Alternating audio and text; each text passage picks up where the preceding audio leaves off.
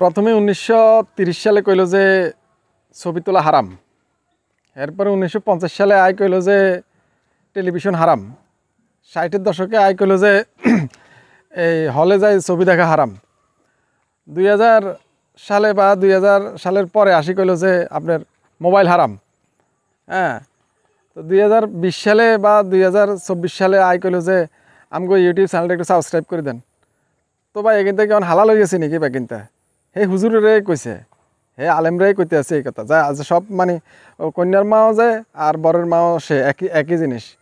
ওই যে একটা কথা আছে না যে কুকুরের গোস্ত হারাম, এটা সবাই জানে কিন্তু কেউ খায় না। আর সুদ, ঘুষ এগুলো হারাম কিন্তু এগুলো জানিও খায়। বিষয়টা হলো এরকম, মানে যেটা প্রয়োজনীয় হাদিস আর প্রয়োজনীয় জিনিস আর কি কমে কন।